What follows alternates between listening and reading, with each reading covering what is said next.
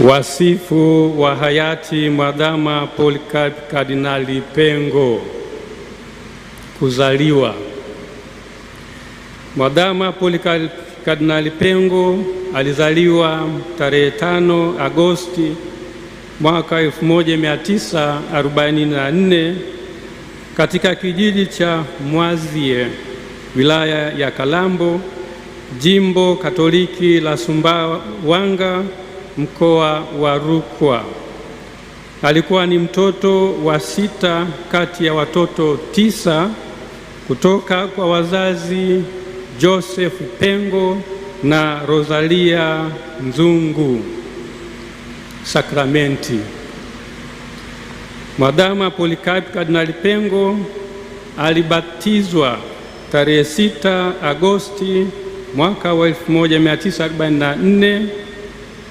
Alipata sakramenti ya Ekaristi Takatifu, yaani komunio ya kwanza, tarehe 20 mwezi wa 6 mwaka 1952, na alipata sakramenti ya kipaimara tarehe 15 Agosti mwaka wa 1952. Sakramenti zote hizi alizipata katika parokia ya Mwazie. Masomo ya awali. Mwadhama Polycarp Kardinali Pengo alisoma shule ya msingi Mwazie, Ipito na Karema katika vipindi tofauti kuanzia mwaka 1953 hadi mwaka 1958. Alijiunga na seminari ndogo ya Mtakatifu Yosefu Kaengesa iliyopo Sumbawanga kuanzia mwaka wa 1959 hadi 1964. Masomo ya upadri.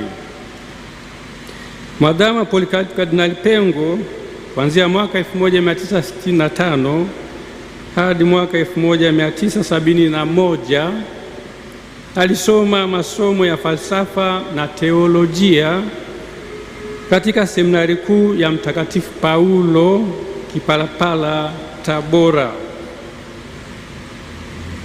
Daraja na upadri.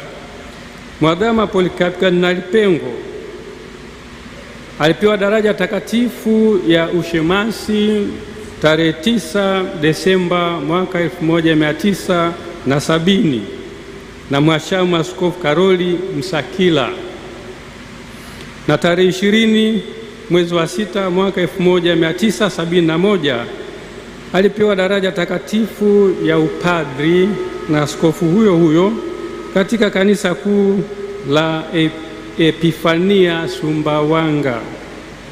Kuanzia mwaka 1971 hadi 1973 alikuwa katibu wa askofu wa jimbo la Sumbawanga. Mwaka 1973 Baraza la Maaskofu Katoliki Tanzania TEC liliandaa mpango kabambe wa kuwapeleka mapadri vijana hodari kwenda kusoma Roma.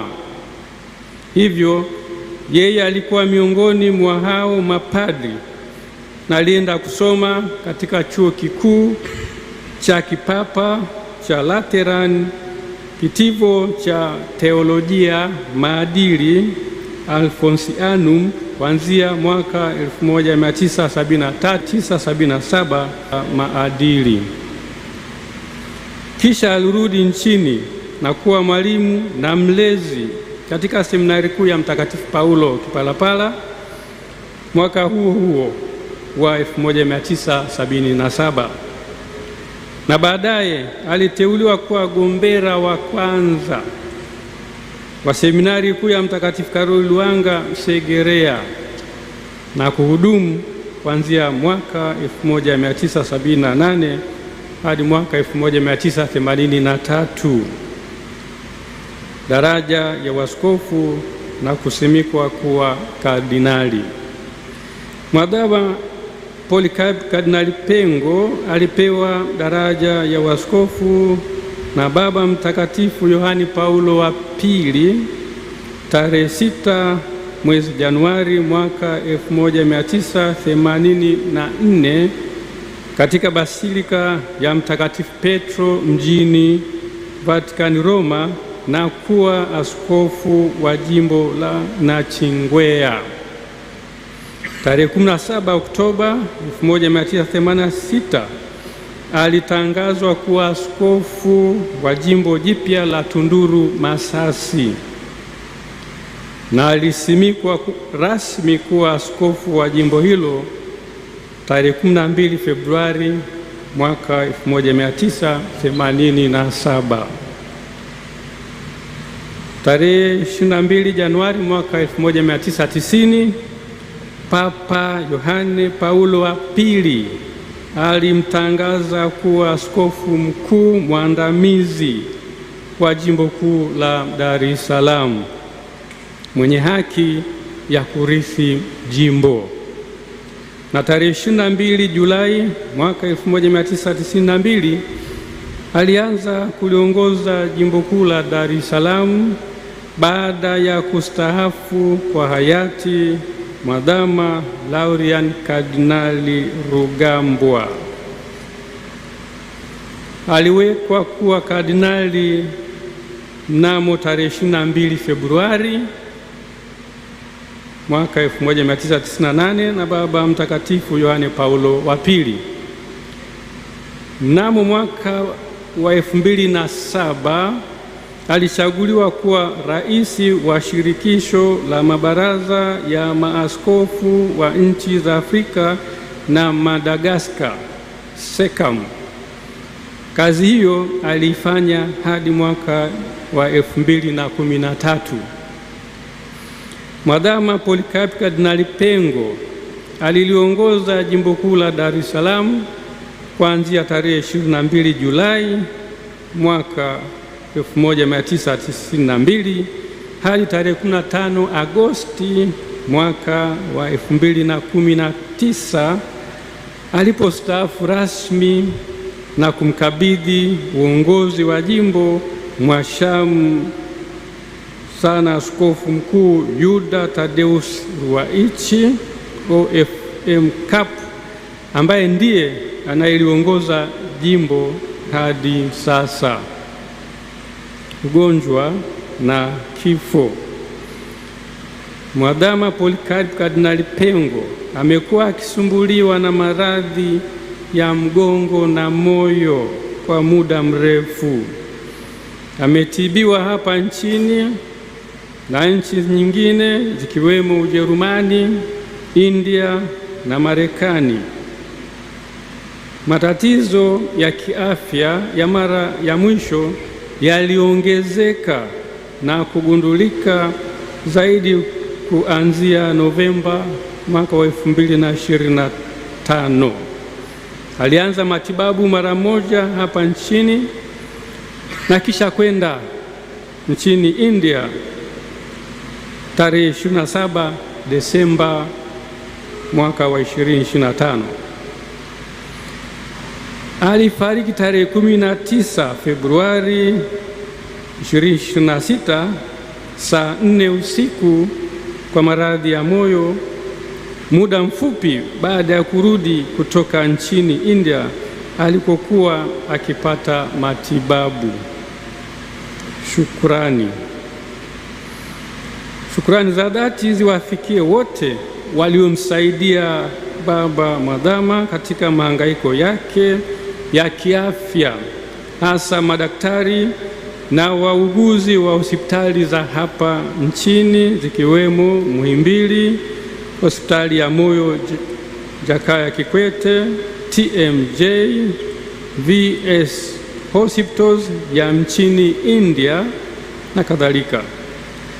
Na kwa namna ya pekee shukrani ziwafikie madaktari wake Profesa Mohamed Janabi, Dr. Peter Kisenge, Dr. Kapiteni Lusangulira na Dr. Vijay Guru wa India, na Profesa Hartley wa Weill Cornell ya New York, Marekani. Shukrani pia ziwaendee wauguzi ambao kwa vipindi mbalimbali walihudumia afya ya baba mwadhama: Sister Dr. Grace Kagaruki, Sister Dr. Gneta Shonela, Sister Anselmina Mtumbuka, Sister Bernadetta Mkalole, Sister Immaculata Dimoso na Nurse Oliva Marandu, bila kumsahau kwa namna ya pekee msaidizi wake wa karibu Padre Frank Mtavangu. Pia shukrani za pekee ziwaende mapadri wa MMI na masista wa DMI ambao wamekuwa wenyeji wake kwa nyakati mbalimbali akiwa nchini India kwa matibabu, kwani walimjali mno na kuwa faraja katika mahangaiko yake. Shukrani nyingine ziwaendee wote waliomsaidia kwa hali na mali, kumfariji, kumtia moyo na kumuombea katika kipindi chote cha mahangaiko ya kiafya. Pia tunaishukuru serikali ya Tanzania kwa kushughulikia upatikanaji wa air ambulance iliyomsafirisha kutoka India hadi hapa Dar es Salaam. Tutamkumbuka Mwadhama Polycarp Kardinali Pengo kwa yafuatayo: moja, moyo wa ibada na sala, hasa kwa Ekaristi Takatifu ambapo alipenda kushinda na Yesu mara nyingi. Pia mapenzi yake kwa Mama Bikira Maria, kwani alipenda mno kusali rozari mtakatifu. Mbili, alikuwa mnyenyekevu mno na kulipenda jimbo kiasi cha kujitoa sadaka kubwa kwa ajili yake. Tatu, aliishi maisha ya kifukara na hakupenda kabisa kujilimbikizia mali, maana kila alichokipata alikitoa kwa kanisa. Kwa mfano, baada ya kustaafu alichopewa kama zawadi alikitoa mara moja kwa miradi ya kanisa, tena hata nje ya jimbo kuu la Dar es Salaam. Nne, aliupenda mno na kuheshimu padri wake. Tano, alikuwa na nidhamu binafsi ya pekee, hasa katika kusali, kuheshimu muda na kufanya kazi kwa bidii. Sita, alijiepusha na upendeleo wowote wa binafsi na kuwahudumia watu wote bila kujali asili yao. Saba, alipenda daima kusimamia ukweli, haki na amani, maadili, na alikuwa na msimamo kwa vitu vya msingi. Nane, alipenda sana watoto na hivyo daima alisimama na utume wa utoto mtakatifu. Tisa, alibuni utaratibu mzuri wa kutegemeza baadhi ya taasisi za jimbo kwa kutumia vyama vya kitume, mfano kuwafanya UWAKA kutegemeza shirika la masista wa dada wadogo na kuendeleza kituo cha hija Pugu, WAWATA kutegemeza seminari ndogo ya Mtakatifu Maria Visiga, utoto mtakatifu kuinjilisha Mafia, moyo mtakatifu wa Yesu kuwaombea waseminari wadogo na wakubwa, JUWAMA na jumuiya ya wazazi wa mafrateri kutegemeza mafrateri na kadhalika. 10, alibuni utaratibu wa parokia kuchangia kusomesha mafrateri kwa njia ya sadaka ya misa siku ya kipaimara.